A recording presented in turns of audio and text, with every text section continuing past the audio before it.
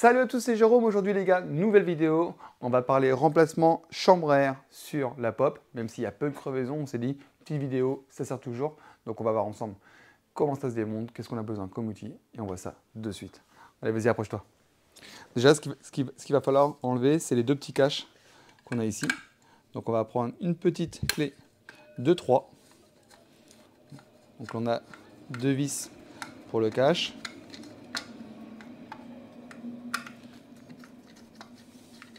Là, tu vas me dire, rien de compliqué.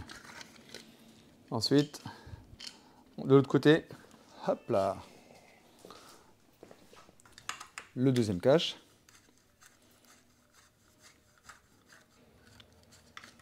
Voilà. Une fois que c'est fait, ce qu'on va faire, on va dévisser donc l'écrou du câble de frein à air pour pouvoir en fait sortir le câble, parce qu'après on va tirer le moteur en arrière.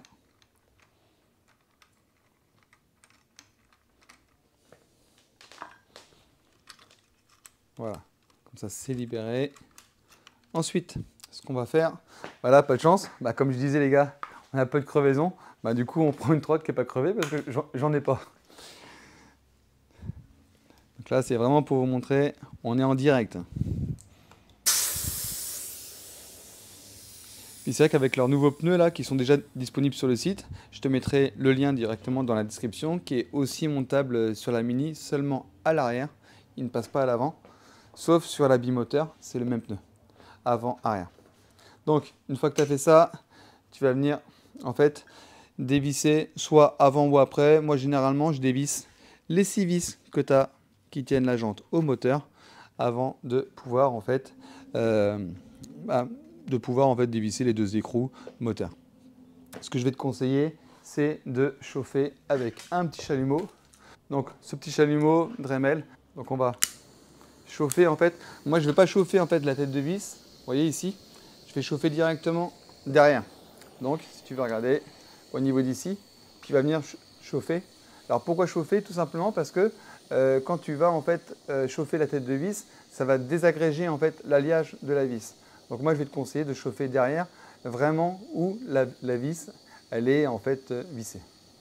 Donc des fois en fait sur certaines trottes tu es obligé de chauffer pendant 1 à 2 minutes. Il n'y a pas de risque pour le moteur, il ne faut pas s'inquiéter. Allez, on enlève les 6 vis. Ok pour la première vis, je ne vous embête pas avec les 6 vis, je fais les 6 vis et on se retrouve de suite. Allez les gars, dernière vis. Donc, tu vois, c'est quand même assez simple à changer. Donc une fois que tu as enlevé tes 6 vis, tu vas directement en fait dévisser, donc tu vois, les deux écrous, c'est du 18. Donc les 6 vis de jante, c'est une clé Allen de 4. Voilà. Ensuite, tu as l'écrou là. L'écrou de l'autre côté. Allez, vas-y, vas-y. Passe, caméraman, passe, passe.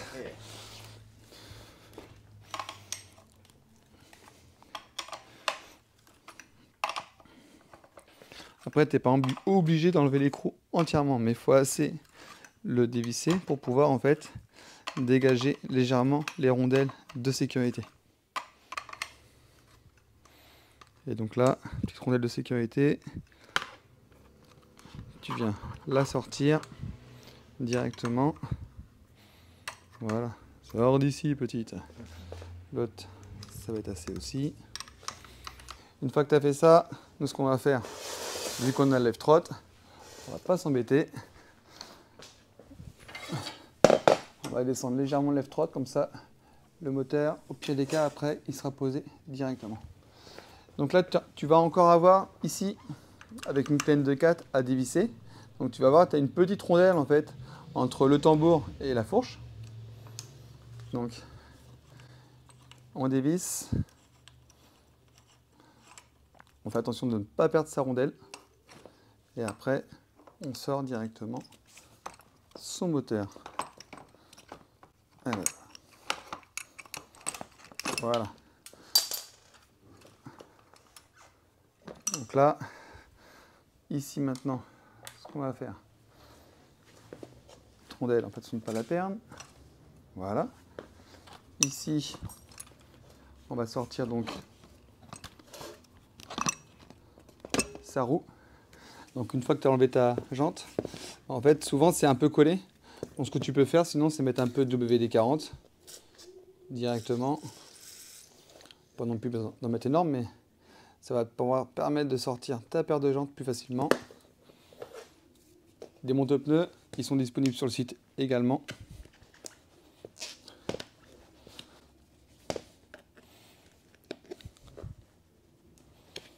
Voilà, ça vient tranquillement. Rien ne se sert de se presser.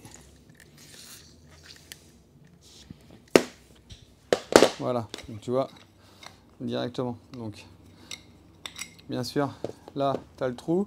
Tu vois qu'en fait, bah, ta valve, après, tu la mets opposée en fait, au tambour. Du coup, on va enlever l'autre paire de jantes.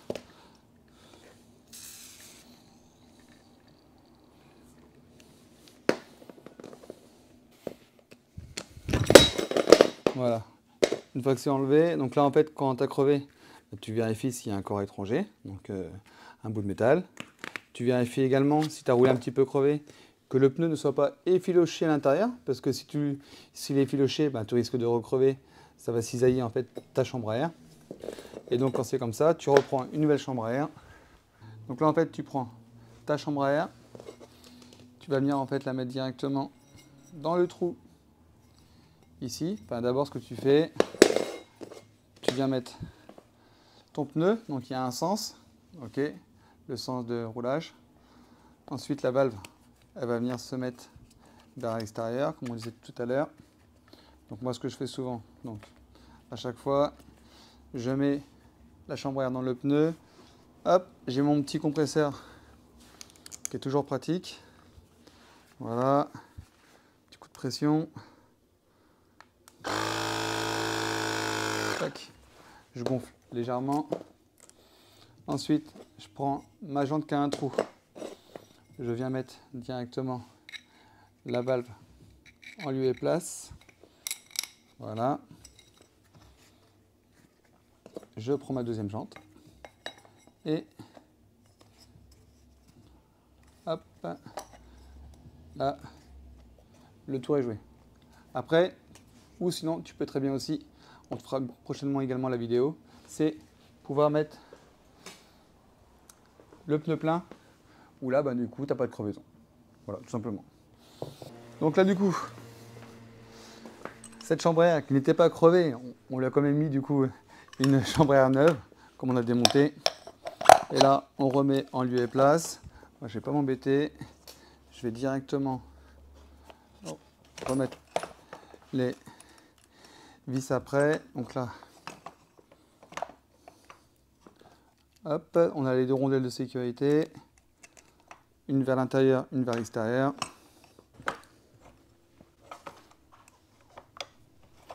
Voilà, tu remontes.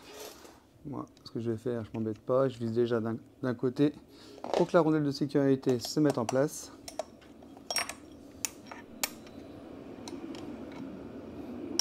Voilà. Vas-y, caméraman, passe de l'autre côté. Donc, j'avais tout à l'heure ma petite rondelle que j'avais dit. Donc, petite rondelle, si tu arrives à vraiment montrer par-dessus, voilà, petite rondelle. Là, on place le tambour. Clac, clac, clac. Bien là. Voilà. Vous vissez votre petite vis. On va reprendre la clé N24. Voilà. Et là, je viens resserrer mes deux écrous.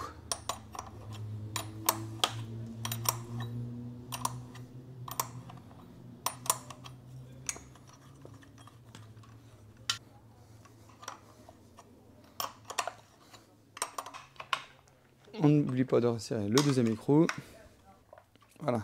Une fois que c'est fait, donc, tu viens remettre ton câble de frein en lieu et place dans le tambour, directement, dans la rainure. Ici, le câble de frein. Et je te montrerai également après comment faire ton réglage de frein.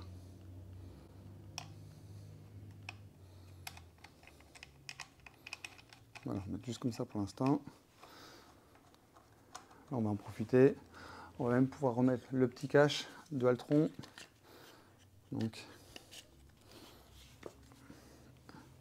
toujours avec la clé N23. Ça y est, dernière vis mise. Ensuite, on passe de l'autre côté.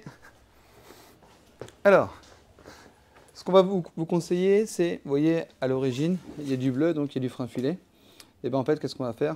À chaque fois qu'on va remonter, on va remettre du frein filet. Donc c'est de la Loctite, disponible également sur le site. Donc là, tu prends ta clé de 4 et tu viens visser directement en lieu et place. Pas besoin de mettre énormément, les gars. C'est juste pour éviter que les vis se dévissent avec les vibrations. Et t'inquiète pas, au niveau des vis, si jamais il y a un problème, c'est les mêmes vis de jante de Mini. Donc si jamais tu as une vis qui est foirée, que tu as besoin de remplacer ou qui commence à être usée, c'est disponible également. Donc ensuite, au niveau de la pression, donc on va la faire maintenant. Donc rallonge de gonflage que nous on fournit donc avec la pompe vendue ou vendu seul la petite rallonge de gonflage. Hop, allez, on va mettre sur 3,5. Clac. Yes, c'est bon. Pression du pneu, ok. Donc 50 PSI ou 3,5 bars. On n'oublie pas de remettre son petit bouchon de gonflage.